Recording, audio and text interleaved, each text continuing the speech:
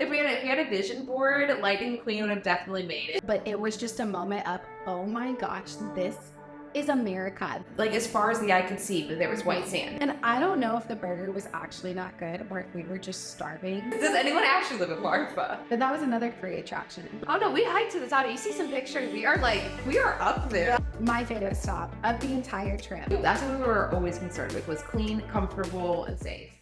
Hello. Oh, like my mic went out for a minute. Well, I didn't just think the mic went out on this podcast recording. They totally did. As you can tell from the audio, Kayla's and my mics both went out from the very beginning, and we did not notice until we recorded an 1.5-hour podcast. We talked about going back and re-recording our conversation, but I felt like it might lose the authenticity of recapping our Route 66 road trip. So if you can't get over the poor production quality, feel free to skip this episode and the next because it ended up being a 2-parter. But I have a feeling most of you guys are here more for travel tips than perfect audio. Today, Kayla and I recap our Route 66 road trip of our 11-day cross-country road trip living the American nostalgic dream. In this episode, we give you our entire, very highly sought out itinerary, full of every detail of where we stayed, what we ate, what we did, what we recommend, what we don't recommend, and what we wish we had done differently. We went from Alabama to the Grand Canyon and back and made a ton of really cool stops along the way. We try to give as many specific tips for this itinerary as possible so that you are well equipped to make your road trip itinerary as well. Halfway through the road trip, we stopped at the Grand Canyon where we hiked Havasu Falls and spent 2 nights at the bottom of the Grand Canyon. This episode was so long that we ended up making it 2 parts, so come back next week to listen to all things Havasu. We hadn't planned on chatting for this long, so if this episode seems to abruptly stop, that's why. There was just so much to talk about and we didn't want to leave out any details so that you too can hit the road with a plan. All right, guys, let's check out how was your trip.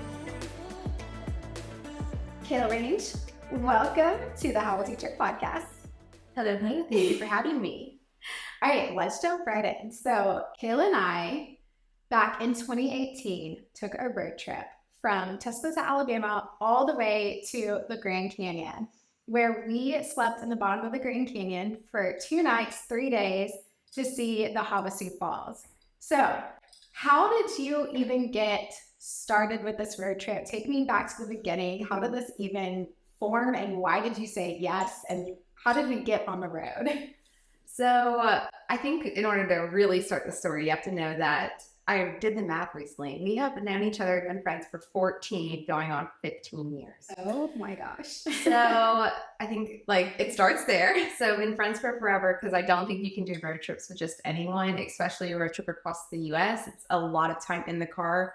It's great of an adventure it was. There's still plenty of time, a downtime in the car. So you got to pick the people that you do that with carefully. And secondly, we literally just had a class together in college and you came into class one day complaining about how no one wanted to do this Havasu trip with you. No one would hike with you down to the Grand Canyon and back. It was just this big trip and no one would do it. And I was like, I'll hike. And you're like, really?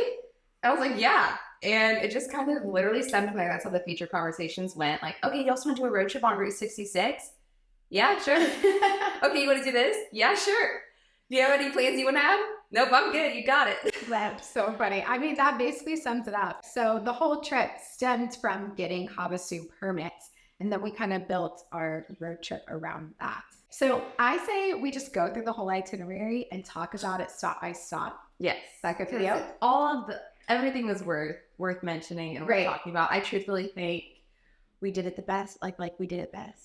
People asked us for this itinerary for months. Oh my gosh, all the time. Months. I had no idea how many people were watching us go on this road trip. I mean, I think it started I think everyone loves the idea of road trips. And then I really think we maximized our road trip. We didn't just, we did spend a lot of time in the car because you do with road trips, but we literally trying to hit as many places and make something of every single day that we were out on the road and doing something. So I think it just was entertaining, and we did a lot of stuff that was free or really cheap. So it was super relatable to a lot of people. It wasn't like we were yachting across the Caribbean, which would be great, but that's not really attainable for a ton of people. So I think what we did was A, attainable, B, very fun, and just draw a lot of eyes. And a lot of people wanted to mimic it or do the same thing. I think the budget thing was really big too, because we did not have any money. No, we did it. We did it for under 900. Like it was 800 and some change when it was all said and done to go 11 days. Right. And most of it, and not most of it, but like a chunk of that was spent on the lawsuit tickets in the hotel. Like we really did most of it for like $500-600, which when you're thinking about gas, stays, food, all of it. Yeah. We did it for $600-700. Like that's unreal. Right. Which we'll get into the Hamasu cost, but that did take a big chunk of that money. So we really did this pretty much as cheap without sleeping in your car, pretty much as cheap as you can. Yes. Let's get into it. Yes. So day one, I've got all my notes. Day one, we went from Tuscaloosa to Dallas. So that was a hefty day of driving. We didn't really want to stop in Louisiana and Mississippi. We had done that through sports and just other trips.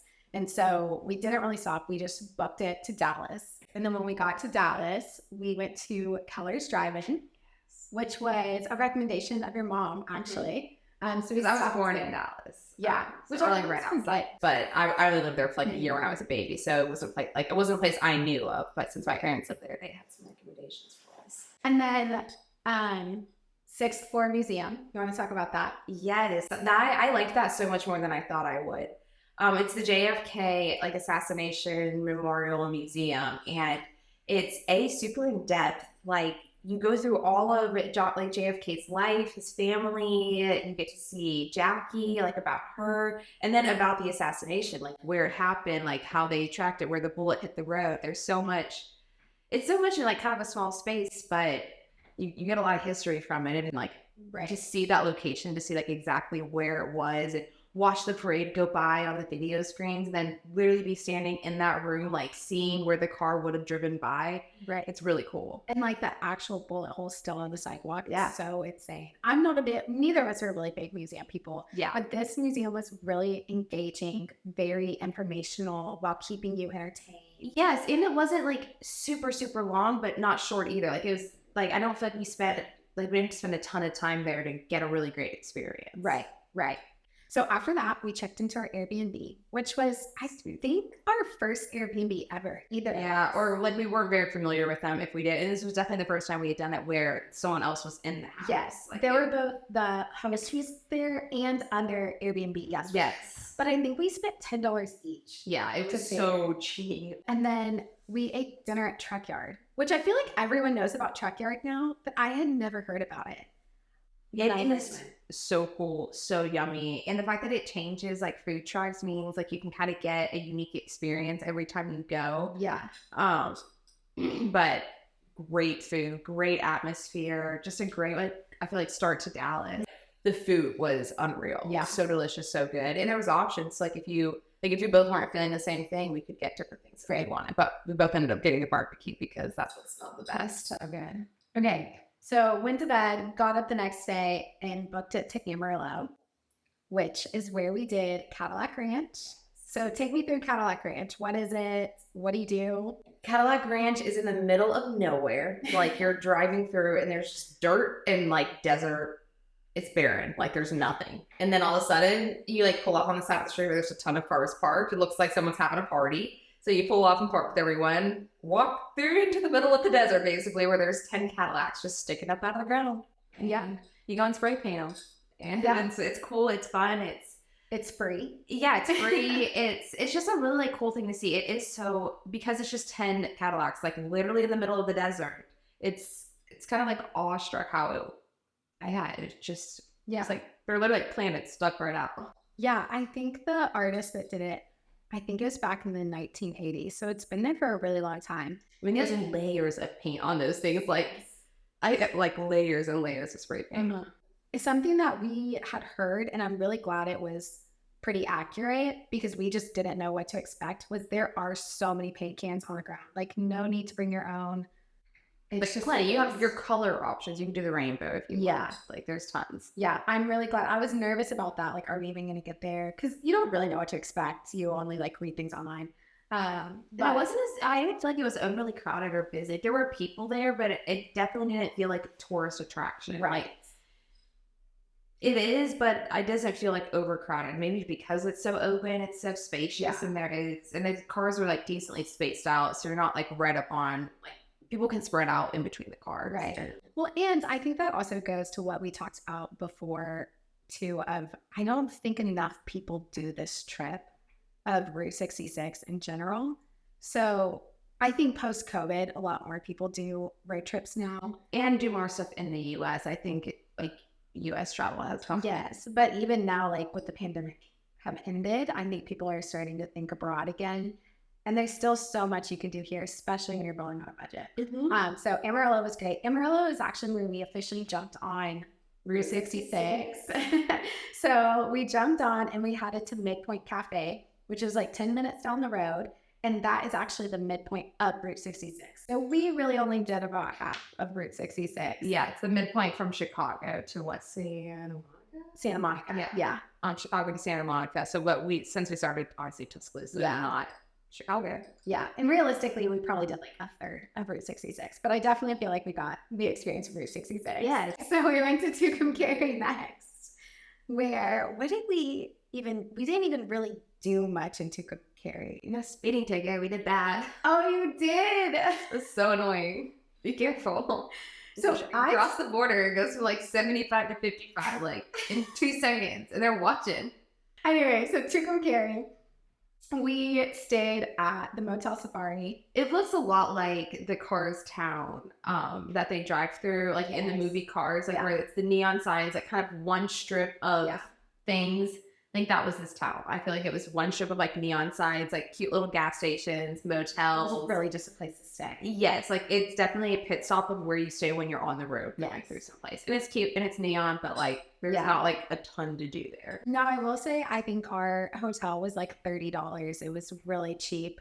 And it was fine. It was a restored motel. It was great. But the Blue Swallow motel was a little bit down the street, and a lot of people love stopping there for their Route 66 road trip. It's very nostalgic. It looks very nostalgic. The whole town looks really nostalgic. Yes. Yeah. So if you had a little bit more money, maybe we would have stopped there. But I was very content with where we stayed. Yes, I think all the places that we stayed got this entire trip, no matter the price, were they had a great bed, they were clean, they were comfortable, they were safe.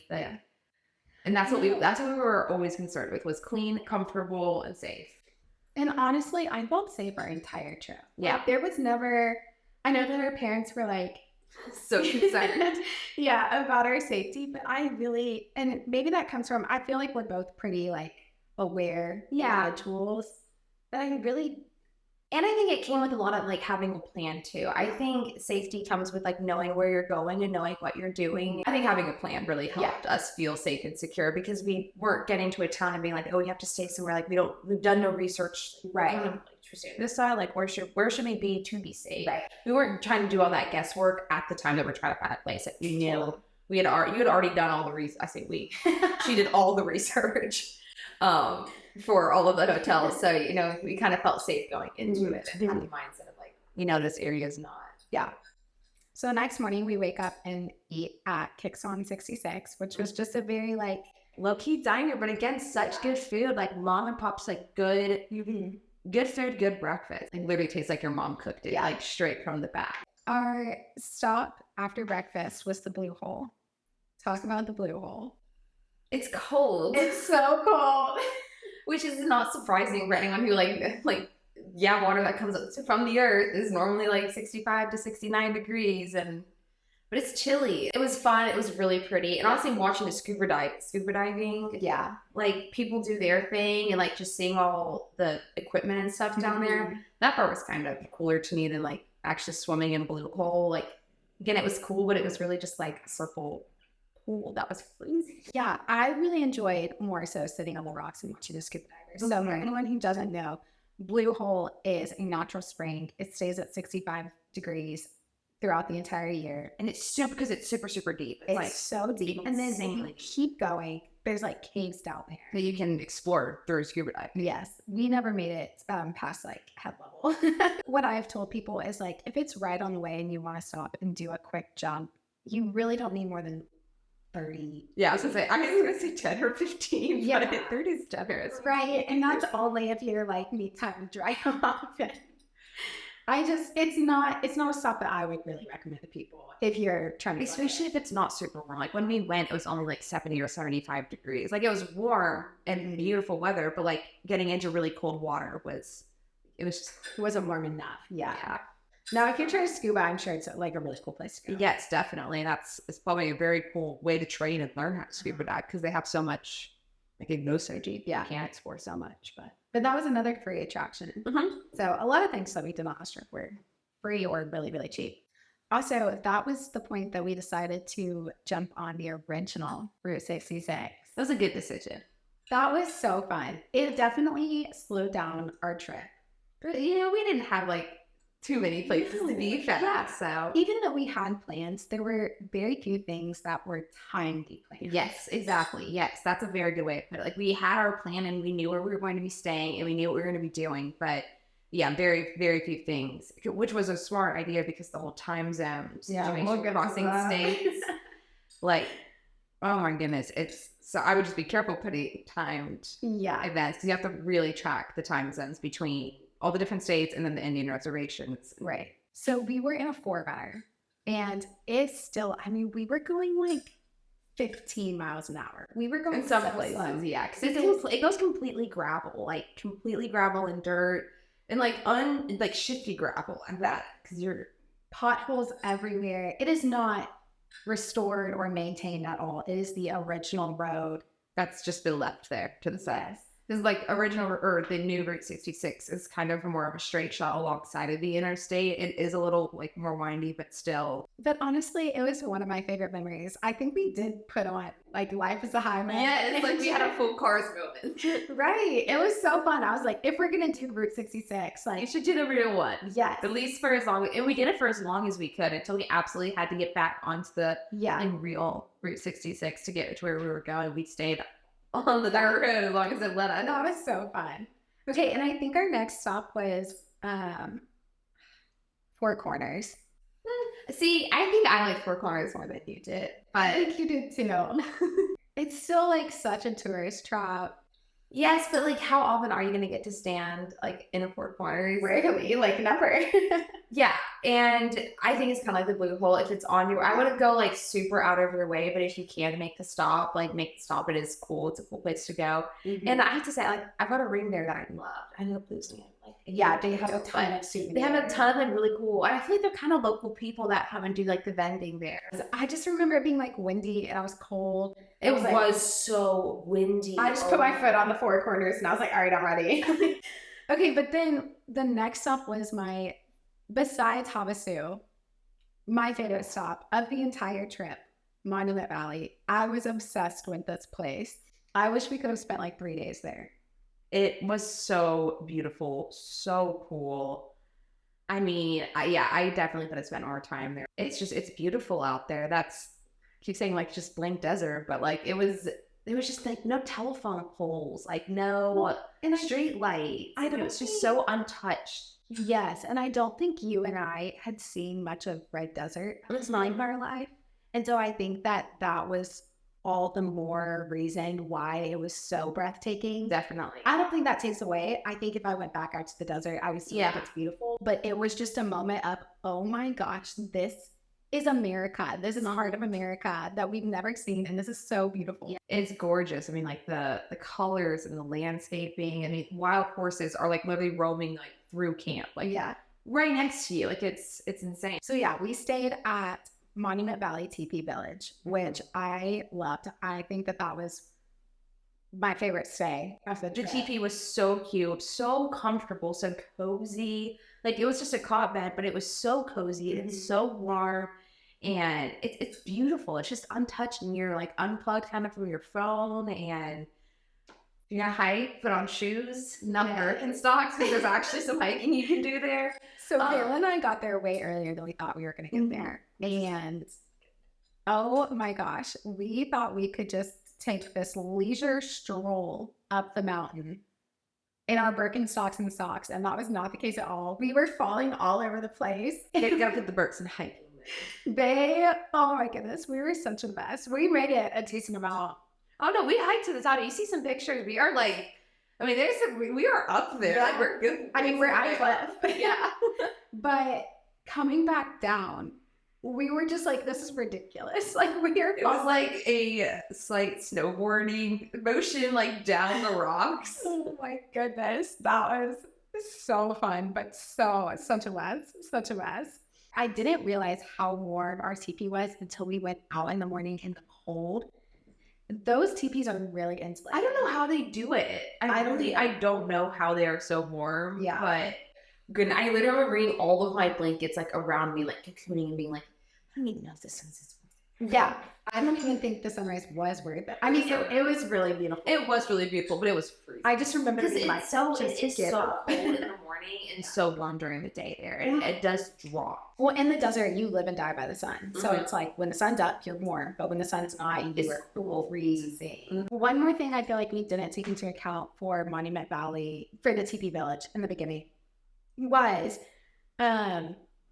all the bathrooms were communal. And I remember us having to wait so long to take a shower Yes, because I think there was only like 1 or 2 showers for the whole. it was very limited. And there were what, like 8, 9 Teepees, yeah, There were a decent amount of at least 2 teepees. people, and I was like 20 people. Yeah, and then only 1 or 2 showers. And so that was just a note that I wish I knew ahead of time, just for like our planning of getting up and showering. I probably would have gotten up and showered earlier had I known. They're also not, obviously they're commute, so they're not in your teepee, so you're walking to these Mhm. places. So the morning would have been a chilly shower. So after Monument Valley, we went to Antelope Canyon. Yes, super cool. Definitely worth it, like, to go. I don't think I'd go back there again. Like, I've done it once, so I don't think I would go and do it again. Because it is really, like, you don't get to, what is it called? Like, Explore. yeah, you're not just, like, meandering through Antelope Canyon. You're, like, being pushed, like, in a line, like, through people. Or, like, with people. Like, the whole group is, like, going, and you're kind of, like, moving along with them. Like, there's not a chance for you to kind of just go off and explore or, like, take your own time doing it. You have to, like, you have to stay on track. You have to, Yeah. you keep getting pushed. And so you're kind of, like, getting to, like, a corner and trying to, like, take a picture that doesn't have 8,000 people in the background. Right. But it's really, really pretty. Like, though, it is an insane view. The rocks are gorgeous. The colors are gorgeous. But just the way they have to shuffle you through feels kind of. Yeah, Antelope Canyon's very highly dense with people. Yes, it's a popular place. It's still a permit system. I just think they allot way too many permits.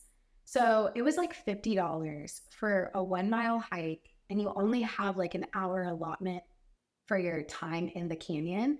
And they kind of like herd you through like cattle. And so you're not really getting a hiking experience. I thought it was definitely. It's not hiking. There's no hiking. It's a walkthrough experience. Like, you literally climb down steps, walk the canyon down there, and then like climb up. Yeah. It's not hiking. And then every single one of my photos, there's so many people, not that it's about the photo, but that just kind of represents the experience that we had too. Like there was. Or was the instructor saying, like, if you position yourself right here in the specific corner of this rock, you can get pictures of no one in there. Yeah. But just knowing now Antelope Canyon and like the actual experience, I just feel like there's got to be better hikes in the area that are less populated with a very similar, beautiful experience. Yes. Yeah, because there's going to be more of those rocks. It's just like that place is very known and it's highly trafficked. Mm-hmm. There's a lot of traffic through there. Yeah. So Antelope Canyon, do with that what you will. But after that, we went to Peach Springs, Arizona. That's where we went. That's where we got the pie.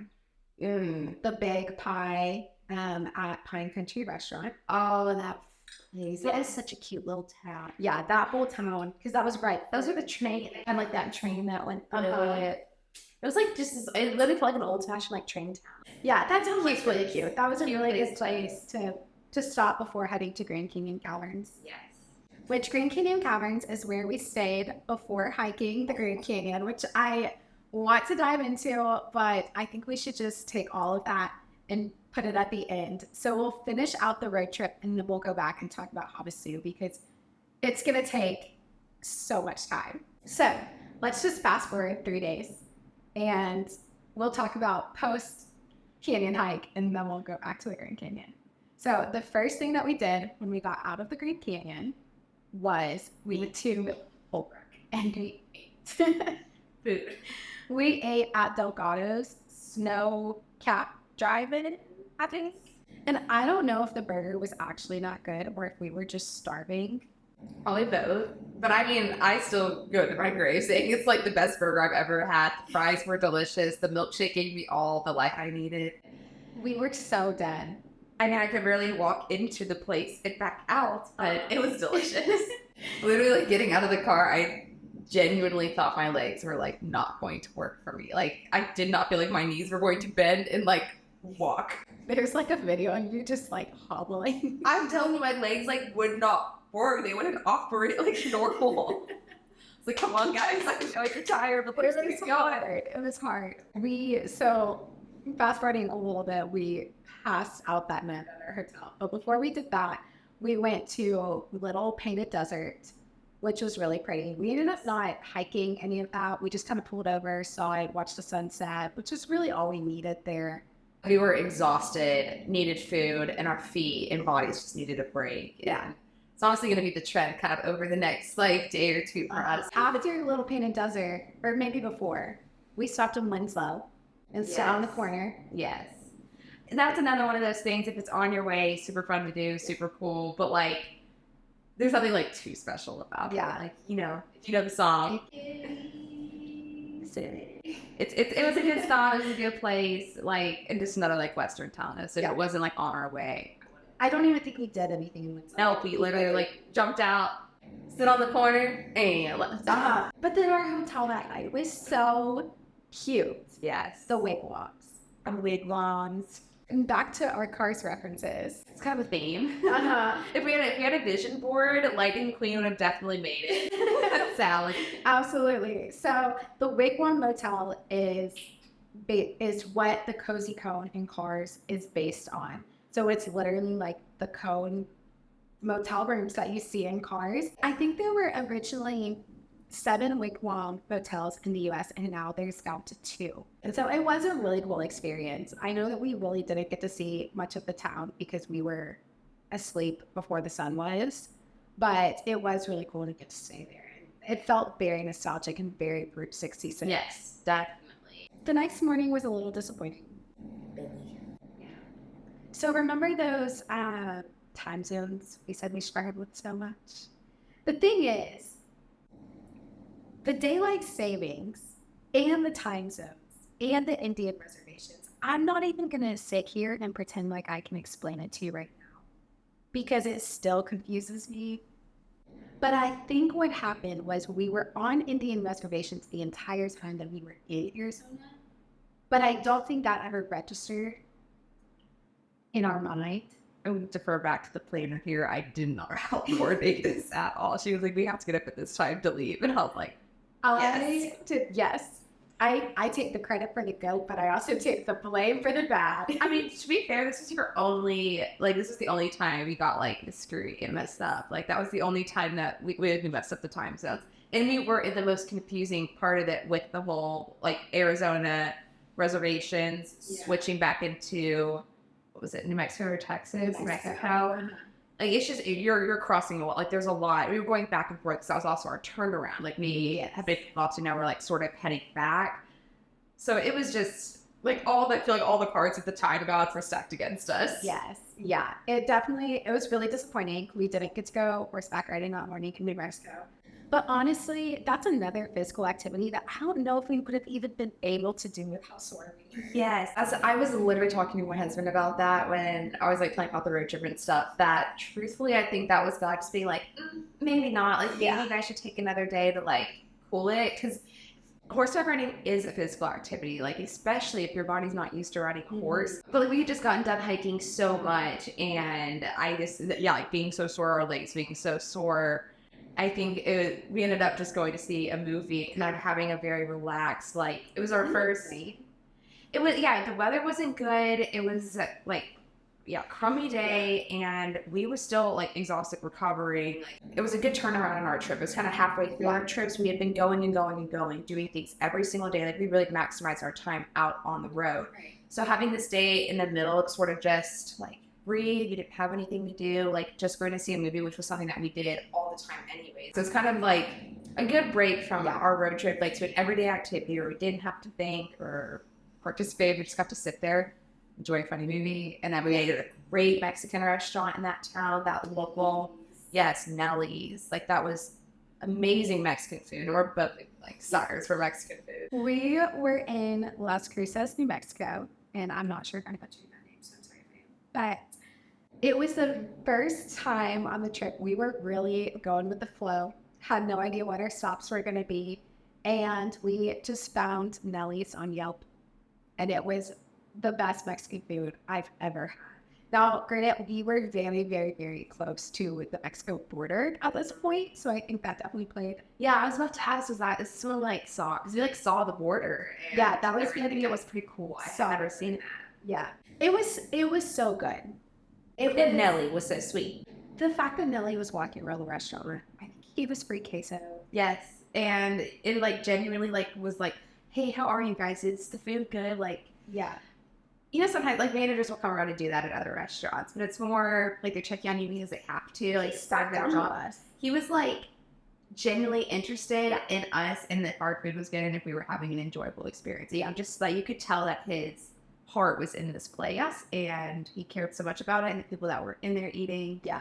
You know, it was just a really good experience. And then after that, we headed to Cloudcroft. Cloudcroft. Love-hate relationship with that place. It's all love for me. Maybe he hadn't drug me on another freaking 4 or 4-mile hike Okay. that we didn't have to go on. Okay, so I had found this bridge online that was supposed to have a really great view of the sunset, which it did. In Seattle, we didn't see Elk too. So. Yeah, and we thought that we had to hike to it. We ended up hiking like 4 miles. We got lost because we're not the most directionally apt people to ever walk the planet Earth. And when given an option of left or right, then which one gets you home, we pick the one that doesn't get us home. Like we pick the bad option, the wrong option, the one that takes us longer and a longer route to someplace we don't know. So It was like getting dark. I was already gonna be stuck out there. remember when I said that the down puns are us? You didn't take my credit. I will take full blame for this hike that we did. So we finally give up on this bridge. Like we're we Because we're still sore. yeah. Keep in mind, Like we've done this, and again we're in our Berks again because we did not think we were going to be hiking. how we keep getting on hikes in our Birkenstocks. So I think we gave up. Like we get back in our car. Yes. We're done with it. We finally find a trailhead to get us back to our car. We're like, take it. Like, we've got to go. Like, we are not looking for this bridge anymore. Because it wasn't just like a loop. Like, there was like outshoots you could take to like go to different areas of the mountains. So we were lost, and we finally get back on the road. And so we're like, whatever, let's just go to our hotel. And we look to our left, and lo and behold, this bridge is right off the road. Maybe 5 minutes from where we were parked. Okay, we drive down Cloud Park. Because I swear to like Cloud Park like spirals up the mountain. Yes, okay, talk about Cloudcroft for a second. Because this place was such a mystery to me. I want to go back there. It almost feels like a fairyland town in the clouds. Yes, like it's in the middle of the mountain. Like, or on top of the mountain. it is like, and it literally feels like you like spiral up almost like the Polar Express or something, like up to like the top of this mountain. Mhm. And then there's this tiny little town, these cute little shops, and like the whole town is really cute. Great, like Cloudcroft was a very cool and quaint place to stay. Like I would definitely go back there. I just wouldn't hike for the bridge again back there. The bridge was really cool, but just know. Okay, I do think that if you want to get on the bridge, you do have to hike because we did not take a very conventional way to the bridge. You know, we like slid down some rocks. We slid down a cliff to get to the bridge. So I think that if you just want to look at the bridge, you can go off the side of the road. But I think if you want to, It was cool getting on the bridge. Yeah. Like being on the bridge. Like I don't Watching know, the like sunset. seeing the bridge would have been like, I mean, it's just like an old bridge. So like yeah. maybe if I like lived in that No, town, it'd be there's like no a cool reason. place. But like it did have a very cool overlook of the trees. And next time we saw Elle walking through down there, like it's beautiful. You like look down the whole mountain. It's gorgeous. Like it is a really cool place to see. I was just irritated by that point because I was done hiking. Okay, we missed on very, very important stuff. I thought it was after Cloudcroft, but it was after. My favorite place. I didn't know if it was before or after. It was before Cloudcroft. White Take it sand. away. Take it away. Oh my goodness. You have the stats in your blog, but like some odd billion acres of sand like dropped 2 billion million. million acres of sand in the middle of the desert. Like, and it's white, like Florida beach sand, white Yeah. sand. That is just piles of piles and almost like slight hills / mountains of it. And it's not like much, there's not much to do or much to see, but it was awe striking to me. Like, I could not believe, like, as far as the eye could see, but there was white sand, as far as you could see. Like, it was almost an ocean of white sand. And we got sleds for $10, and then when you bring it back, you get $5 back. So you only pay $5 to get sleds, and then you can wax them and, like, sled down the hills. And it was just really fun. Like, again, I'm from the South, so we don't get sledding experiences very often. And this is, like, the best type of sledding. Like, sledding in shorts and a t-shirt on sand is my type of sledding. And the fact that it's a national park is really cool. And living so close to Yellowstone for a while, maybe my view of national park prices is skewed. But $10 for a national park was so cheap compared to what I'm used to. And so that was really nice. So it was $10 to get into the park, and then it was $10 towards the sled, but you could get $5 back if you brought back the sled. So really the whole experience, even with the sled, was only $15, which is so cheap compared to a lot of national parks. Yeah, and it was beautiful. I think we spent about an hour and a half, 2 hours there. Yeah. I do wish we could have camped. Like, I would go back there and camp there. I think that'd be a really cool. It's kind of like a Monument Valley experience. Over Monument Valley, there's not necessarily a ton to like where there's activities to do, but just the landscape is so stunning, and the landscape is enough to do. I think that's the same with White Sands. Is like the landscape is enough. It's so beautiful, and camping out there would be really cool. I think it would have a really great start. Jalen has a friend that after we got back, he went out to White Sands and he camped out there. And I'm so jealous. I think they only give out like 10 a night. Yeah. So that everyone is 10 people spread out 2.2 million acres.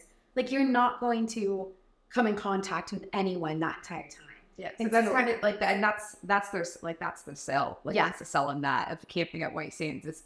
It is a very like exclusive experience. Yes. You're not going to be camping around a ton of other people. It's like you in nature. It's beautiful. Okay, and I was really surprised how lax they are. Like, you just take your car out there and you just go. Like, just drive through. I don't know what I was expecting, because obviously you're not walking all of There was like people in Jeeps like really going off out. road. Yeah. We weren't that bold. We stayed on the path, but yeah, there were people out there just like sending it, doing their thing. Yeah. I do. White Sands was definitely like not my favorite stop. I did love it a lot, but I think that like going and camping out there with all those stars, knowing that there's like no light pollution, that would be so cool. It was actually enough. 2.2 million acres of sand. Yeah, sand. I think it's great. And so back to Cloudcroft. That night we did sleep at, I know it was your first, and I can't remember. I think it was my first hostel I'd ever stayed at. Talk me through that. What were your thoughts? I was super excited. I had always, because like even at that point, I had wanted to do a backpacking trip across Europe. So I knew like hostel, my cousin had done the backpacking trip across Europe. And I stayed at hostels and always had a lot of great things to say about them. So I had always thought, like, I wish the U.S. had more hostels, like more, because when you're trying to travel on a budget, a cheap place to stay is paramount. It's so cheap to stay there. And we had a private room, so it wasn't like we were bunking with a bunch of random people that we didn't know. Not that I don't think that'd be a bad thing, but just being two women, I would have been more, like, just aware of where I was staying. If I was staying in a more communal one, but I mean, they had community showers, community bathrooms, community like kitchen, but it was all very well kept. It was cute, and I don't know, it wasn't like your cookie cutter place. Yeah. Like, it had so much like heart and soul in it, like so much color, so much, and they had maps of Cloudcroft and the surrounding areas of things to do. The person who ran the hostel was super sweet and local, and it was just, you could tell that there was a lot of like heart and soul in the place there. Yeah, it was definitely a good introduction to hostels. I feel like it put like a really good view in my mind of what hostels were. And since then, I've stayed in a lot of hostels, both in America and outside of America. I've seen better ones or I've seen worse ones. But yeah, I'm glad that we took that step at a pretty young age so that Yeah, we were comfortable. Like, yes, comfortability. it became an accommodation option as I started traveling more and more. Yeah. I still think about the old couple that was staying there. They're I so sweet. I still think about, like, I would love for that to be me one day. Still backpacking, staying in hostels. That would be thriving, honestly. Okay, so we got up from Topcroft. I really didn't want to leave. I wish we had more time to explore the town. Maybe if we weren't hiking for 4 hours. I think. The town was really good. Yeah. It had cute little like candy shops, ice cream shops, and Saloon, and just, yeah, it was really, really cute. Felt very Western. Okay, after that, we headed to Austin, but on the way, we stopped in Marfa. another cool place. They just go early in the day. 'Cause everywhere, I feel like everywhere on the trip, we had amazing food, except Marfa. Like, I couldn't even remember. I don't remember what we ate or what we did, but I remember being hungry and like nothing being open. I think Like, we in a way because literally everything. And I think we had to wait till we got like outside, like kind of outside our Marfa. Like everywhere in Marfa was closed. Okay, Kayla, I've had friends go to Marfa since, and every single person that has gone through Marfa says the same thing. Okay, maybe it's not even a real place. Like, I don't even know, because I was telling Connor about it. I was like, and it's not even like one down. Like, it's kind of like there's like nothing there, but everything that is there is like bougie, like, and cute. Yeah. It's like Airstream food trucks that are like with cute little picnic tables and like well done menus. You know, like the aesthetic of the place is all there and cute. But it closes at 3 p.m. And there's like no one around. It's like a ghost town. How do the residents, I don't know this, where the people are. if you live in Marfa, Texas, please let me know how you eat after 3 p.m. What do you do for dinner? Where's the grocery store? Yeah. What do you do there? Does anyone actually live in Marfa? I don't remember seeing houses. Maybe there were houses. I don't remember any. I literally remember like aesthetic food trucks and dining that wasn't open. Like, that's what I remember about Marfa in the store, in the Fata Marfa store. And that was cool. Like, that's a very cool art display. I think it has a really cool meaning behind it. And like, it was cool to stop there, definitely. Product arts always was really cool, and it's all about Western materialism and the whole art structure. I believe is supposed to like deteriorate. Yeah, and like highs are great back into the ground. So that was a really cool construct. And then that night we ended up in Austin, Texas. We stayed with a friend. Yes. We went to 6th Street, which is basically the Burbage Street of Texas. And that night was more fun to do that with because we were meeting up with one of your friends who lived in Austin. Yeah. So she had and that was her hometown. So she had a lot of her hometown friends there. And because Austin, I feel like that kind of was the thing to do in Austin. It was kind of like to go out and experience downtown, but experience like the city life of Austin. It wasn't like a place that, you go and hike and I think do that the nature side of things. I think if we hadn't had friends there, I think we would have honestly gotten dinner and gone to bed. Yes. But because we knew people there and they were able to show us around a little bit. They knew, like, they all went to school there. It was their hometown. Like, they knew the places to go, the people to see. And we had, like, a really good time with them. They were great people. It was great company. It was a really fun night. We stayed up later and We stayed up so late. So the next day, we really didn't do as much in Austin as we probably thought we were going to. She wanted to go see another bridge. We made it to another bridge. That also had just a 1 mile hike this time, but good Lord. I'm so done traveling hiking to these bridges. I forgot about that. Yeah, there was another bridge. It was like dragging me around all these bridges. Scott, we had to hike to that bridge. There was a spot that was farther up. And when we can go up higher, like, no, we're stopping at the first viewpoint. We're going back to the car. Oh my gosh. We did go downtown in Austin. We saw like some of the photo ops. We kind of played tourists. They have a whole bunch of vendors, like little street market up. Yeah. I love that kind of stuff. Yeah. Like, where they have like homemade scarves and jewelry and just like little trinkets. Like, I love browsing and just kind of walking that. Didn't we take a convertible around? Yeah, that was Our friends. your friend's dad's car. And Yeah. Joe was That was so fun. Yeah, and she was she really showed us Austin. Yeah, Like, because it was her hometown, she took us to all the cool places. We saw like the kind of touristy spots, like the I Love You wall, and places like that. But I don't know, I feel like we got good food. We got to drive on Austin again. Beautiful weather. I don't recommend going to see the bridge. I don't know how she feels about that. And I didn't really care for the bridge. It's the 360 bridge. But Yeah, and like you drive over it, so like unless you're like, I don't know, unless you really need something to do. I think that like our friend wanted to show us like all the touristy things of Austin. And I think we had already experienced so many cool things on this trip. I just think that it was like a Yeah, like this. Yes, on the trip. yes. This like little 1 mile hike to see like the bridge that cars drive on. Yeah. It's like, yeah, it was so uneventful after all the hikes and sights we had seen. In the morning, we had to go early. Megan was sleeping. This is so applicable to anyone who's trying to plan a Route 66 road trip. But I just can't go without sharing this story. Of we are getting in the car, the whole family that was sitting in is sleeping. And we get in the car, and I don't even know what happened. Kayla's supposed to be driving, so I'm in the passenger seat.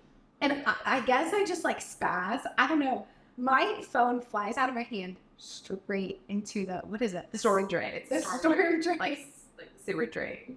And I've never lived in a sewer drain or a storage drain before. I have no idea. Like, I think my phone is gone forever. I'll like crawl down there. You got it. So my alarm to leave starts going off, and I realize that my phone is salvageable, but we have no way to get it. So we're like going through Megan's garage, looking for things like We got like a golf club. just anything to grab it. And finally, we're like, we have to wake Megan up. And so we wake her It's up. like 4 or 5 in the morning. It's Yeah, dark out. it's It's dark dark. outside because that's how early it still is. Yeah. And so Megan gets up and gives us like some kitchen tongs, and we're able to get my phone out. But it was such an experience. I was like, it's 4 a.m. And this is the like last thing I'm probably doing right now. Yeah, but we got it. Your phone wasn't lost down the storm drain. Yeah, fun fact. That's not another. I was picturing the sewer. Like, I really thought that I knew would it would be lost just away. go. No, I knew. I knew this way down there. It was dark. We couldn't see. Like again, like our heads wouldn't fit through Yeah. the storm drain, so there wasn't like looking down there. If your alarm hadn't gone off, we would have had no idea where. Yeah, I really would have thought that. Like, cause like all you could do was like really reach the arm down there, and, like see where the light was. Mhm. It's like our arms wouldn't reach all the way to the ground, so the top, like yeah, whole process. What a mess. Okay, we basically just booked it to New Orleans that day. We knew that there was nothing really to look forward to on the way back. And so there really wasn't much. Because we had talked about doing more time in New Orleans. Because like I had never been to New Orleans, and I've been wanting to go. It was going to be our last stop or our first. It was going to have to either be our first or last stop. And we weren't necessarily trying to go party bourbon. Yeah, do bourbon. And it was like 2 p.m. Yeah, so we got there in the middle of the day, and we already had an 11-day trip. So this was already like an extensive time we were like spending away and taking off work and stuff like that. So, Girl, I had a new job. I took off work. New Orleans was not the point of our trip. That was not like the end all be all for us. So we like stopped there for some good food. You had a favorite restaurant that we went to? Well, I've never been, and I wanted to take her to Bourbon House, which is on Bourbon Street, but you would never guess it when you get inside. When you get inside, it's like white tablecloths, amazing food. Honestly, we were so underdressed. Like I feel like we rolled up like from the car. Like I could have worn a way nicer outfit. But they're also used to that because it's people coming. Yes, and it's coming straight from Bourbon Street. I do know she would have got some beignets, but the lines were so long. We did try to go get some beignets, but it just wasn't worth it in the time that we had. We were almost just like ready to get back, ready to kind of close it out, get out of the car, get back to our houses, and so we get home after New Orleans, and we're like, we just did that. I remember you getting out of the car and I being like, we're not living in a car together. Yeah, like what are we gonna do? We had just spent 11 days. It was crazy. Straight. It was such a surreal trip of like, okay, we're just supposed to go back to real life. Like, it was so boring at that point. Right. It was just so fun getting to see new things together. Also, I know that we kind of touched on it in the beginning, but like, I do think there are very few people you can spend that much time in the car together with. And even as close as we were, we had never done that. Yeah. And so it was. We had one night that we had traveled a little bit. Like we've traveled together growing up. Like we had never been stuck in a car for 11 years. Yes, just us two. Yeah. But I think where like we benefited a lot and where like we thrived is that we don't always have to talk. Yeah. We had known each other for so long that if we weren't talking, it wasn't like uncomfortable silence, and then gave each other the space when we needed it. Like we were staying together, but even just like not talking, kind of like getting in your phone or listening to music or reading a book and respecting that person wasn't like wanting some time to just and I do think we know each other well enough that there wasn't a lot of verbal communication needed to have that space for each other. I just kind of like could read when you needed your space and vice versa. Yeah. Because there were times that like we did separate, like especially in the Grand Canyon, we spent time by ourselves. Because you're also experiencing something you've never experienced, and it is kind of nice to be able to process that by yourself. Yeah. I feel like 8 hours could go long. 2 final questions about the road trip before we hit Havasu. What your favorite stop and your least favorite stop? So I think I'll do this. Like my favorite stop was like White Sands outside of Havasu. Because I just loved, like it was just awe. Like it was awe-inspiring. I cannot believe there's so much sand there as far as the eye can see. But then I have to say that like the snow cone place right after Havasu, like for food. I just felt like that food, but like when I think of all the food on the trip, like I think I had really good food, but that meal like sticks out. Like I feel like the fries, I got sweet potato fries. Like it was just so good. And I already love burgers and fries. Like that is my go-to favorite food anyways. And so like just have like a great burger at a cool place, like the milkshake, like so. That was favorite? Probably Blue Hole. Just because I am not someone that likes to be cold. Yeah. Especially cold and wet. Like I said, I like to be in the pool that's like 80 degrees and then get out to like 95 degree weather. And this was like 65 degrees in the water and like 70 degrees out. Like I just remember being like so cold. And then like the rocks aren't even that high. Like it's not, there's not like that much to do. So I think the Blue Hole was cool, but like that's probably my least favorite stuff. All right, guys, what did you think? That is one of my favorite trips I've ever taken in my life. So I really hope you guys took something away from this today. And now you can too plan your Route 66 road trip itinerary. I hope you guys enjoyed this, and next week, definitely come back for part 2, where we dive into all things having to do with the Grand Canyon and hiking to Havasu. It's gonna be a really good one, so make sure you check it out. If you liked this episode, let us know in the comments below or by emailing us at howisyourtrippodcast@gmail.com. Be sure to like, follow, subscribe, all the podcast things so that we can keep doing this. Thank you so much for watching, and I can't wait to see you back in 2 weeks. Bye, guys.